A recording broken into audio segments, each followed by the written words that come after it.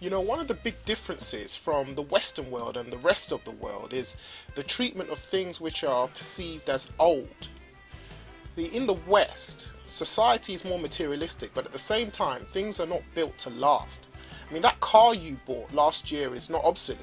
The new model has more bells and whistles, which mean your current car is ready for the scrap heap. And the funny thing I notice nowadays is a lot of cars look like they are made of plastic compared to the chrome and steel bodywork of the past. I think crumple zones was a term coined by the car manufacturers to bring the cost of production down. But anyway, I digress. Old in the Western world is not a good thing, and humans are taking a dislike to being perceived as old. Also, like, think about Botox. I mean, anything to get rid of those lines that say, you know, you have any experience. But our chairman, Gordon Bizar, however, has a different take on age. Here is what he had to say about growing old.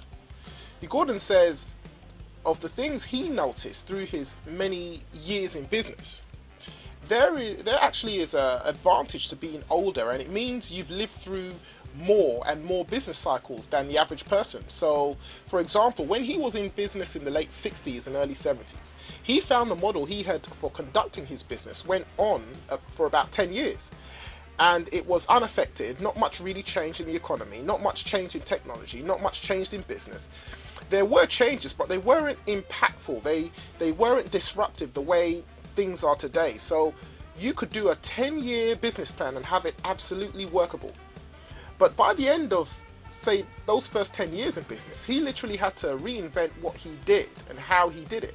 So a business model lasted him for about 8 years, and then he had to change it because the things were working well when he started. And even though he was constantly tuning in and tweaking it for better productivity, etc., but eventually the model stopped working.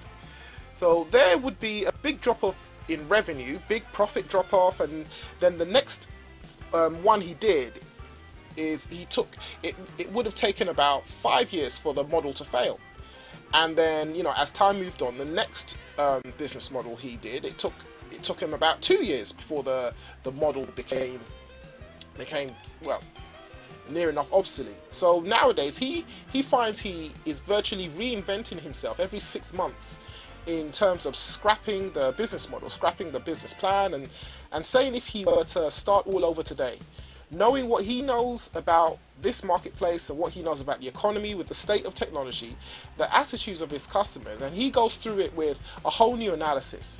And he doesn't stop asking these questions and stop earning revenue, but when he's prepared not to wait until he sees big revenue drop off, okay, what he does is the minute he has a new model down, he will move and jump to the next model. So you're kind of always competing against yourself. And what he found is your willingness to do this is critical. I mean, we don't live in an environment today where you can learn something and then practice it forever. Life is not like this anymore. And you've got to have a way that you can adapt these changes. So in other words, you have to become an old dog, constantly thinking of new tricks.